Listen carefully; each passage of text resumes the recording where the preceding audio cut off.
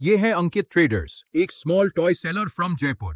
अंकित decide करता है कि अपने खिलौने एक local delivery app toy express Jaipur पर सेल करेगा। बिजनेस ऑनलाइन ले जाना है तो सवाल आया, जीएसटी रजिस्ट्रेशन लेना जरूरी है क्या? पहले कहता था लॉ, हाँ लेना पड़ेगा, लेकिन नोटिफिकेशन 36/2023 सेंट्रल टैक्स 31 जुलाई 2023 के बाद कुछ कंडीशंस के साथ जीएसटी रजिस्ट्रेशन ऑप्शनल हो गया है।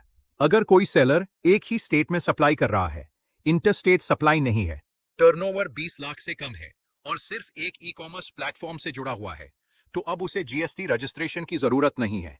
लेकिन जीएसटी पोर्टल पर पैन और बिजनेस एड्रेस वैलिडेट करके एनरोलमेंट नंबर लेना जरूरी होगा। बिना एनरोलमेंट नंबर ई कॉमर्स के थ्रू सप्लाई अलाउड नहीं है। हर स्टेट के लिए सिर्फ एक ही एनरोलमेंट नंबर मिलेगा और अगर बाद में फुल रजिस्ट्रेशन ले लिया तो एनरोलमेंट नंबर ऑटोमेटिकली कैंसिल हो जाएगा।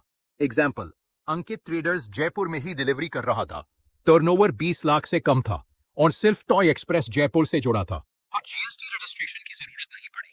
पैन वैलिडेट किया, एनरोलमेंट नंबर लिया और बिजनेस स्टार्ट। फिर क्या हुआ? उसकी सेल बढ़ने लगी, कस्टमर्स खुश, डिलीवरी स्मूथ। और फिर अंकित के दिमाग में एक आइडिया आया, क्यों ना अब Amazon और फ्लिपकार्ट के थ्रू पूरे इंडिया में बेचूं। तो अब आप बताओ, क्या अब जीएसटी रजिस्ट्रेशन लेना पड़ेगा?